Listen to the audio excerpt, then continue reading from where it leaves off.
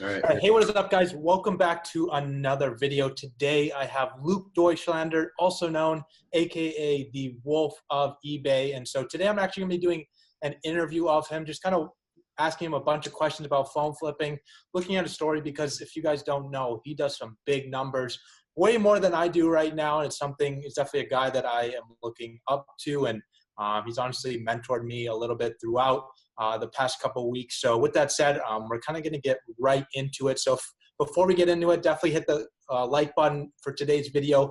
And if you're not subbed to the channel, definitely hit that little subscription button down below. We'd all really appreciate the support. So Luke, obviously we're going to start it off. So just kind of tell us a little bit about yourself, your background, and we can kind of go from there. Cool. Well, thanks, Kish, for having me. Yeah, so hey, guys, how's it going? So my name is Luke Deutschlander, and basically I started phone flipping around 4 to 5 years ago. And, you know, my story is not like, I guess, everybody else's. Like, you know, there's a lot of people out there that they kind of just, like, fell into this business. But I kind of got forced into it in a way.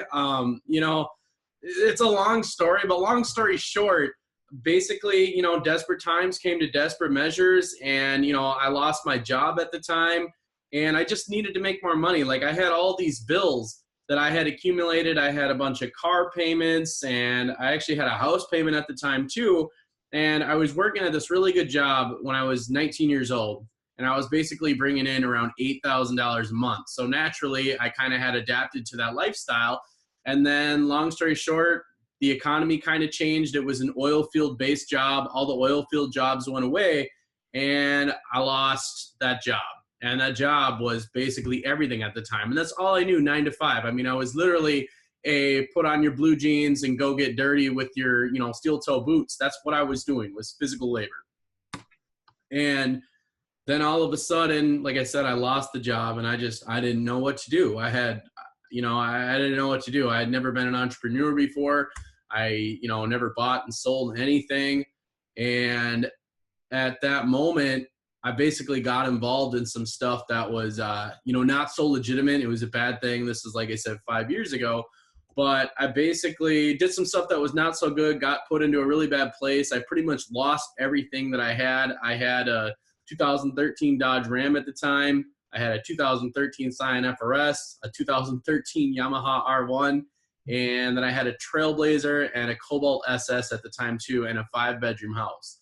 So at 19, that's a lot to accomplish, and then I lost it all. I literally lost everything that I had because I lost the job. I had to sell everything. Some things the bank repossessed. It was terrible. And, you know, I wanted to try and prevent all this, but it was too late. Ended up having to file bankruptcy and everything. I mean, I filed bankruptcy, I think, before I turned age 21 or 22. So things took a huge turn for me. But at that point, in that low point, at that very, very low point, I realized that I needed to come up with something. I needed to do something. I needed to create income somehow, some way. And I saw this phone on Craigslist. It was, I still remember it. I think it was either an iPhone 5S or an iPhone 6. And I went and picked it up, and I only paid $20 for it. Now, this is, like I said, back in 2013, 2014, when those phones are actually worth pretty good money. And I think I paid $20 for it. And the person said that it was like password locked. And I got it home, and I was like, okay, well, even though it's password locked, I looked it up on eBay. I'm like, I can still sell this for like 80 bucks. And then I plugged it into my computer, and I reset it on iTunes. And I was like, wow, seriously? Like, this phone just reset. This $20 phone that I just got, this is like a $200 phone now. So I made $180 profit in one deal. And it was at that moment that I realized that this is something I could turn into a business. It was at the lowest point that kind of forced me to look into other alternatives rather than looking for a job. That basically, you know, I stumbled upon this whole phone flipping thing is that 4 or 5 years ago when I was at the lowest point in my life. So let me ask you, like, obviously you're at that point now.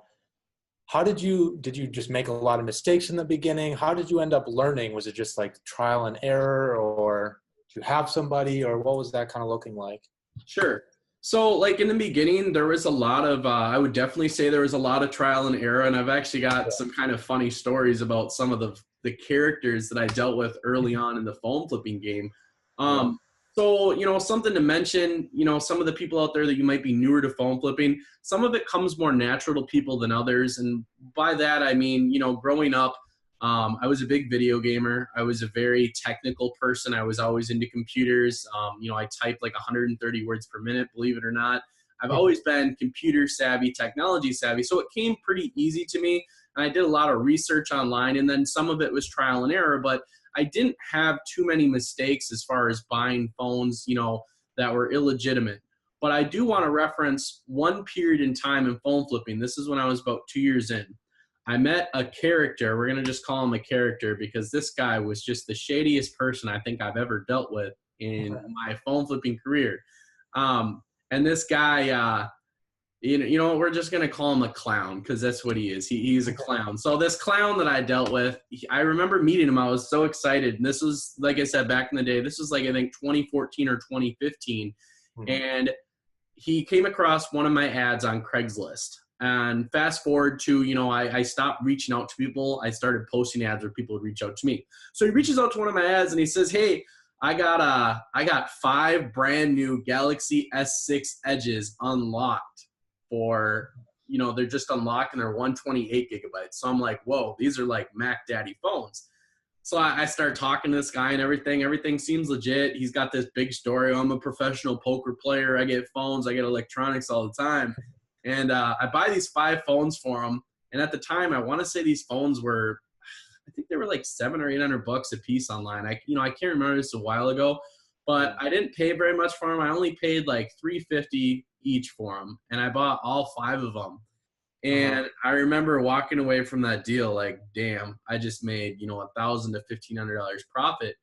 And at that time, I did not know that a phone couldn't just be like unlocked. I thought that, because what he said, they were legit, they were brand new sealed. I'm like, well, they have to be unlocked because they're not used. They can't have a balance load on them.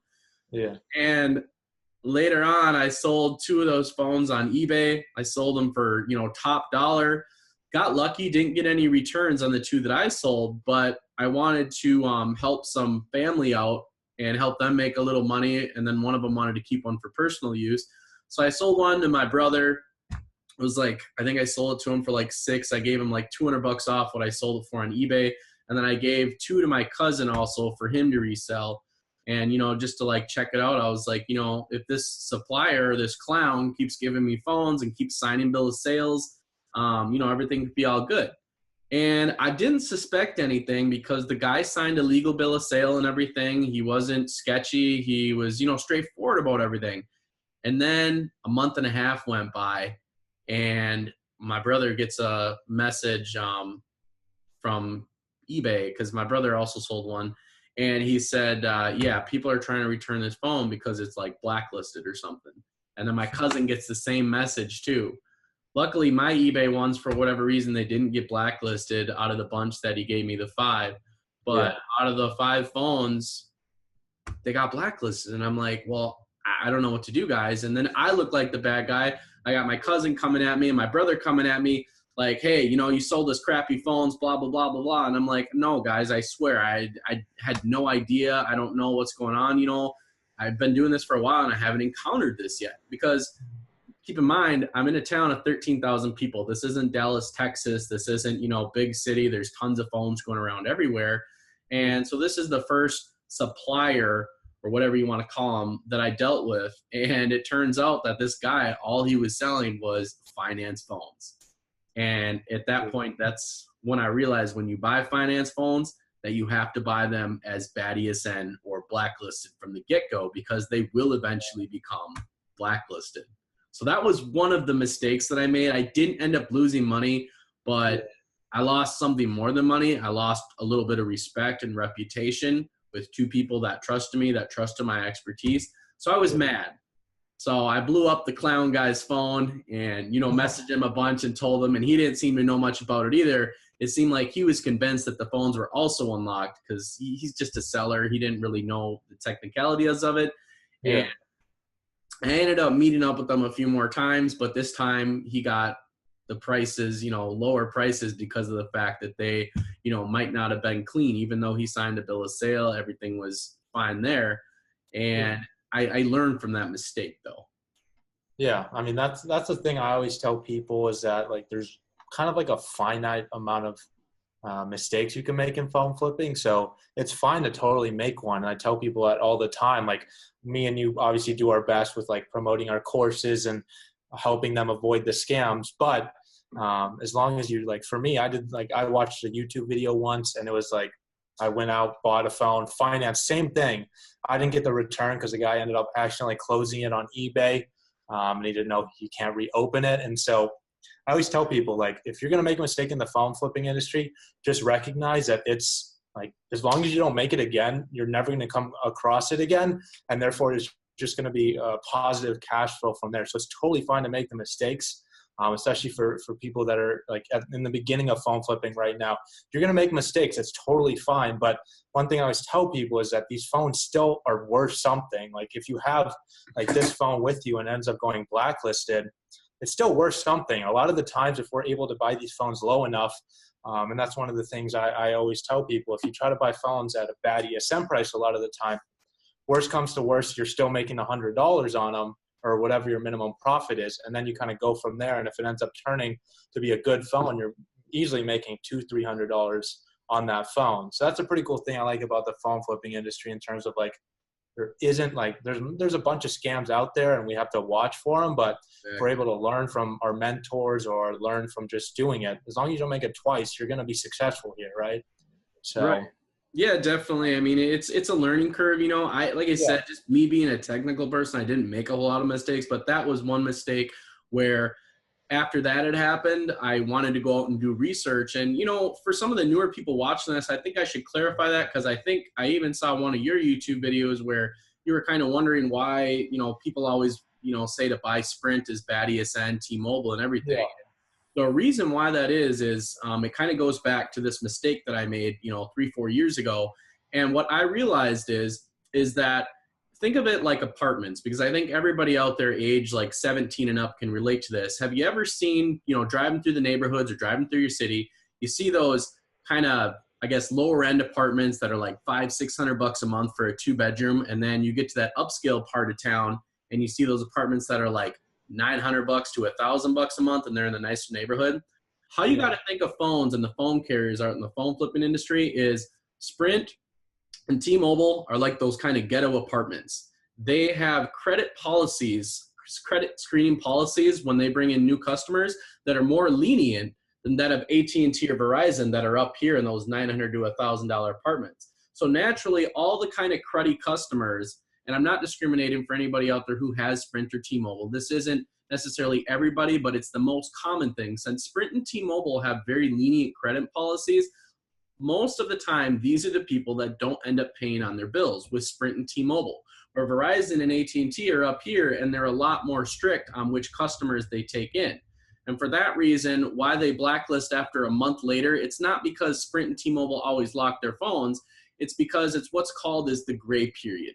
This is in my course. I call it the gray period. The gray period is the time frame between which a phone is financed on the initial date, and then it needs to go 1 to 3 months with complete missed payments for the phone company to actually blacklist the phone. So if a customer, like say a seller, buys a phone and then comes and flips it to you that day, you will not be able to tell that that phone is going to have a finance balance or a bad ESN for around 1 to 3 months. If a phone seller brings you a phone between 1 week and then the date that they financed it was between 1 week, it might not even show up on IMEI sites that it's financed. So it's very hard to tell. So you need to watch out for that. And, some of the biggest signs are people who are always unloading brand new phones, or people who say, oh, it's unlocked, but they won't tell you what the original carrier the phone came from.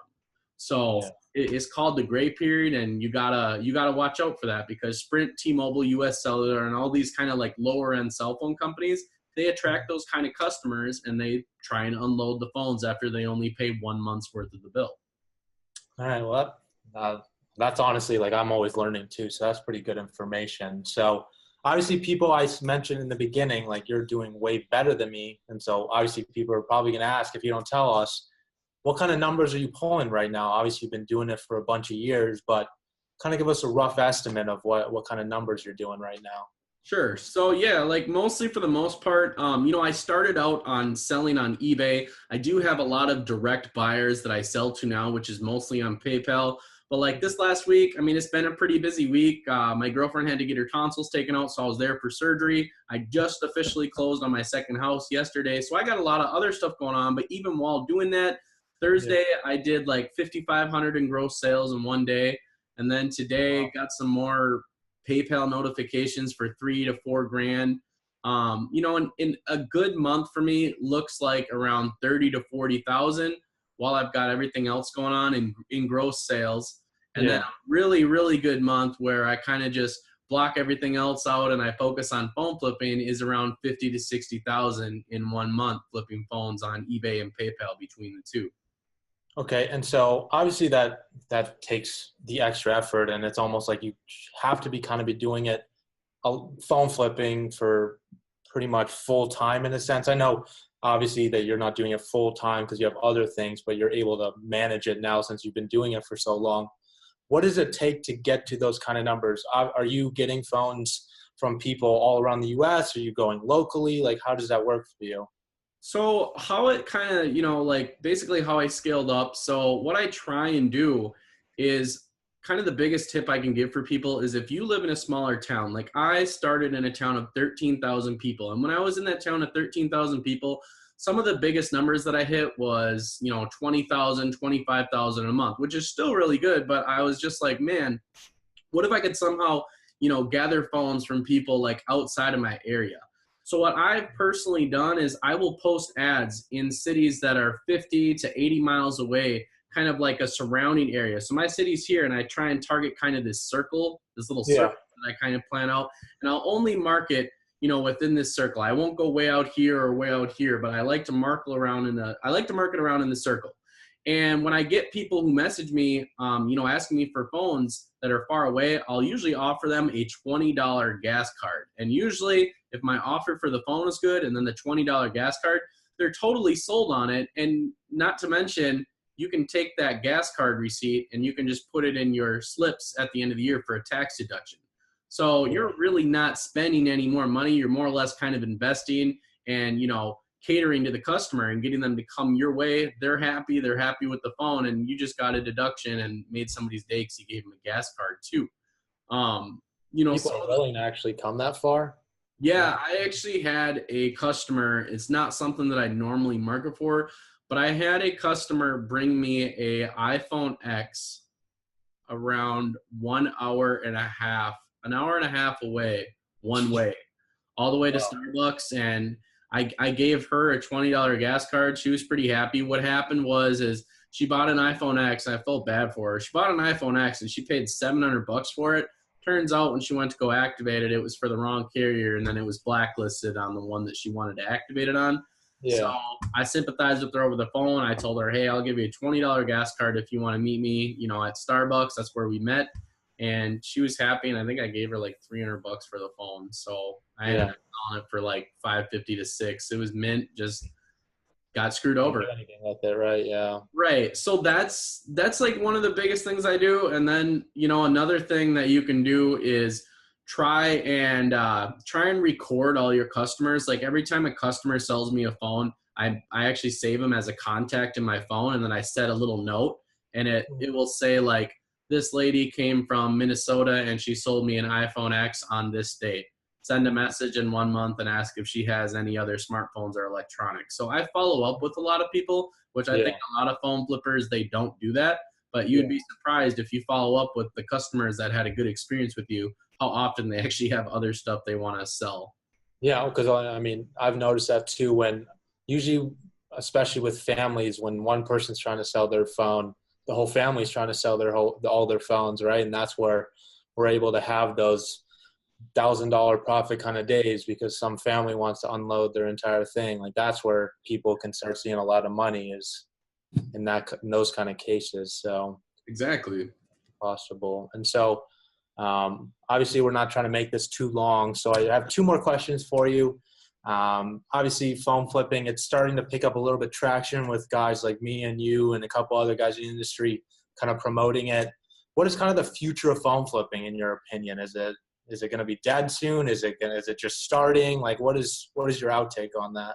Sure. Yeah, that's an awesome question. So I get this question a lot, and I think my answer is probably going to be what you expect, but there's going to be a couple things that, you're going to be like, oh, that makes complete sense. So for the newer people out there getting into the phone flipping industry and people out there who might be scared of like buying an online course, I got a couple things of advice for you here.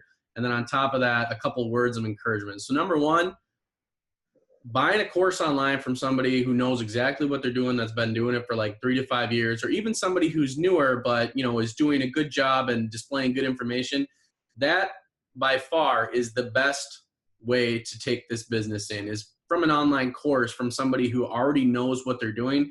Because if you buy a phone and you lose, say, $200 on it, or let's say you buy 3 phones and you lose $400 on the deal, let's say you had a little more capital to start up with, you could have literally bought a course for $300 to $500 online and never ever made a single mistake. The biggest thing that costs people in this business is, I think people out there try and get into it off of all the free content out there, and then they go out and they flip a few phones, they make a few mistakes, and they end up screwing themselves, and then they have this kind of false persona or burnt image of the phone flipping industry because they think it doesn't work because they tried to do it themselves without looking up to a mentor or a course. As far as the phone flipping industry, what the future of it is, I think all the new people getting into it, if you do it right, you take a course and you be persistent and consistent, I think you can flip phones for the rest of your life till 2055 or whenever we all pass away. Yeah. Flip phones till you're in a casket. But the people out there who are just striving off of the free content out there that haven't invested in anything, those are the people that will eventually burn out. People like myself, people who are up there doing big numbers, we will never ever burn out because of the fact that we are always coming out with new ways to reinvent our advertising, new ways to get phones. People who are serious about actually making this a business, not not people out there who are basically just like phone flippers that do like a couple phones a month. You can do that, but the people who actually like brand their business and start treating it like a real business, like I stated earlier, I make notes for all my customers. I offer gas cards. The people out there who are actually trying to make phone flipping a real business are the people who are going to, outlast the surge of phone flippers or, the competitors out there. And so I think that phone flipping as a whole, I think if you get involved in this business or you take a course on how to do this business, I think anybody picking this course up could make a passive income or a full-time income, depending on where you live, for the rest of your life. Yeah, I always tell people too, like maybe phone flipping isn't the term that'll be around forever, but we're not even necessarily in the phone flipping. We're in the flipping industry, right? So whether like maybe phones die out and they're like these little watches in 20 years. Exactly. It's just the idea of buying low and selling high. And obviously you have to know about these devices, but we're not necessarily in the phone flipping game. We're in the flipping game, right? So that's why guys like me or you or any of the other like decently successful guys or really successful guys are going to be around so long. Is because one, I think another big thing for people that are looking to be successful in the industry are the ones that are having repeat customers or creating a brand around their name. Exactly. Because with so much competition, if you're starting to establish yourself with as like a business, it's like maybe you create a Facebook page and people leave reviews on there. Like a lot of people have told me to start doing, and I've started to take that advice. That's when you're going to start to see repeat customers. That's when this starts to become passive, right? Is when people start reaching out to you. And yeah, we might put up 1-2 ads or maybe 5, 10, 15 ads a day. It might take you 10, 15 minutes and you're done for the day and people are coming to you. So like when he was saying passive, like a lot of people might be skeptical that it's passive. It really is. I mean, like for me, putting in 20 to 30 minutes a day to get 3-4 phones making a couple $100 is passive. Yeah, I might be doing some work and some people don't consider that passive. But if you start to learn these strategies, invest in mentors, whoever it may be, and just start to invest in like your knowledge of the phone flipping industry, that's when people can get like to your stage and get to some of the other big guys. So I think that's a big thing to push with people in the phone flipping industry as well. So. Well, definitely. And, the thing is, too, that people aren't thinking about, smartphones are becoming more and more popular every year. I remember, I think it was 5-6 years ago, I saw my dad send his first text. And I was like, whoa, and now he's got it's nothing too updated, but he's got a Galaxy S6. And before he had a flip phone. Now he's got a smartphone. He sends texts. He's on Facebook all the time.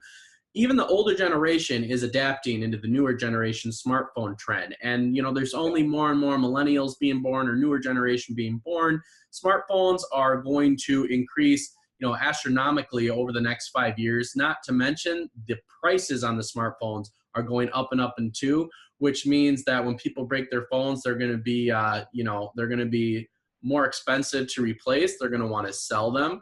And then on top of that, people who opt into these finance programs are going to be more opted to selling them, because when they look at their bill and see they still owe $950 and they've been paying for a year and a half, phones are expensive. The new Note 9 is coming out, and I think that's set at $1,000 for the base model. I think the uptrend model, is $1,200, and then same thing with the iPhone 9. I think we're looking at $1,000. So don't quote me on that, but the Note 9 base model is going to be $999.99. So people break them. I mean, they're going to come to us. So the phone flipping industry, it is here to stay. Investing in a course or getting started on some free content, just do it. I mean, take some action. So last question, just make it simple, 1 point. What is your advice to anybody that is thinking about getting the phone flipping industry, but just hasn't taken that first step? To make it short, simple, and to the point, do it.